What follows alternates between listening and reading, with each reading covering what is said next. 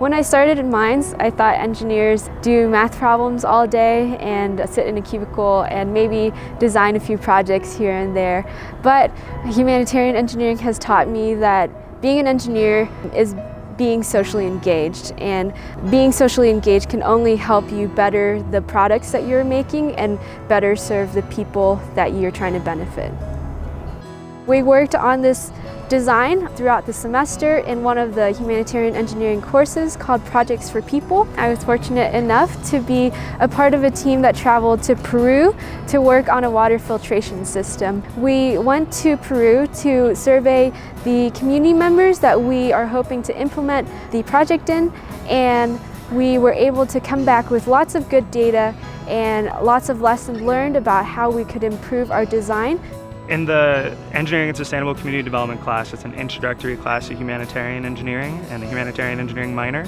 We teach students about the history of engineers and development, going back mostly since World War II, but trying to give them that context that engineers haven't always done so much good for the world. They have made vast strides in improving society for a lot of people, but also made it a lot worse. So we give them that background, but then also ways to evaluate projects and do them better while being critical of their own ways of thinking.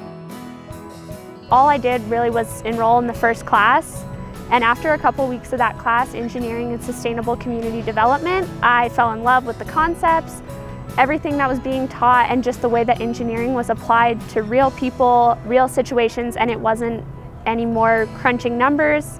It actually kind of taught me to question that and to challenge crunching numbers.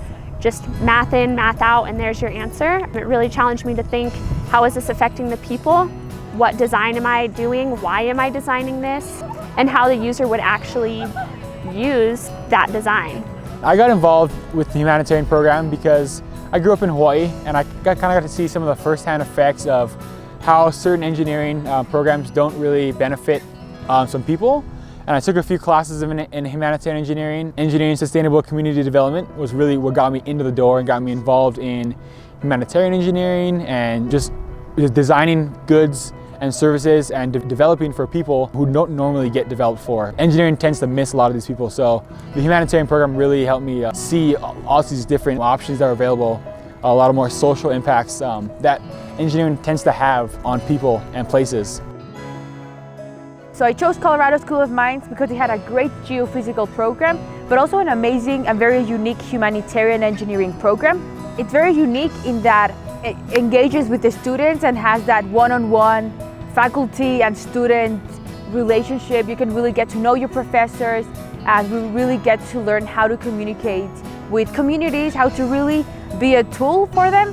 Because yeah, it's great that you want to help others, but you really have to know how to help them and serve them most effectively.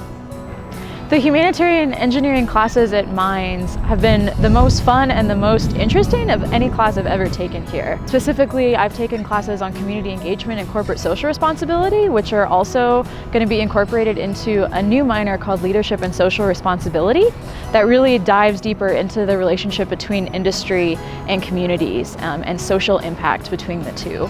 And because of those different courses, they've given me techniques on how to improve my communication skills, how to be able to relate to both engineers and to community members who don't have that kind of technical knowledge. And without those classes, I never would have been able to gain those skills.